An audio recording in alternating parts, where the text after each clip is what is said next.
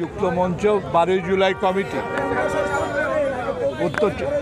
July committee উত্তর 24 পরগনা জেলা শাখার আহ্বানে আমাদের আজকের এই মিছিলের কর্মসূচি, আমাদের নির্ধারিত ধর্মঘটকে সামনে রেখে এই মিছিলের কর্মসূচি ছিল।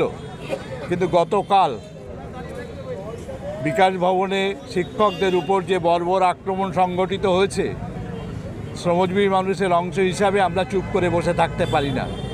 তাই আজকে শ্রমিক, কর্মচারী, শিক্ষকদের যুক্ত মঞ্চ এবং অবসরপ্রাপ্ত কর্মচারী সবাইকে নিয়েই 12 জুলাই কমিটি আজকে এই মিছিল সংগঠিত করেছে। অবিলম্বে এই চাকরিহারাদের পুনর্নিয়োগ করতে হবে, এটাই একমাত্র আমাদের দাবি।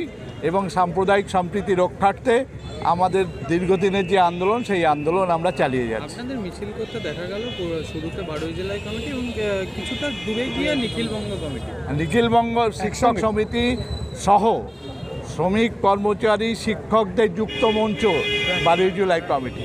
এখানে এবিটিএ থাকবে, হাই স্কুলের শিক্ষকরা থাকবে, এখানে প্রাইমারি শিক্ষকরা থাকবেন, এখানে ব্যাংকের কর্মচারী থাকবেন, সমস্ত কর্মচারীরাই থাকবেন। আমার নাম বিপ্লব রায়, 12 জুলাই কমিটির যুগ্ম আহ্বায়ক, আর একজন যুগ্ম আহ্বায়ক অশোক রায়চৌধুরী। যে আপনাদের মিছিল 12 জুলাই কমিটি এবং তারপরে নিখিলবঙ্গ সমিতি, এগুলো তো দাবি দেওয়া প্রথম দাবি হচ্ছে যে সরকার শিক্ষকদের প্রতি এত বর্বর, যারা যেভাবে লাঠিচার্জ করে শিক্ষকদের আক্রান্ত করলো, রক্তাক্ত করলো, তাদের মুখোশটা গোটা রাজ্যের মানুষের সামনে খুলে দাও।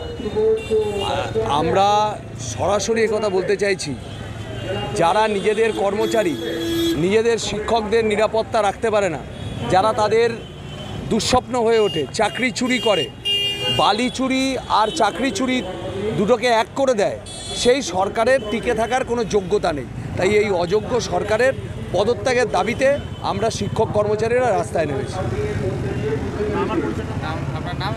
শুভব্রত চক্রবর্তী, এবিটিএ, উত্তর 24 পরগনা।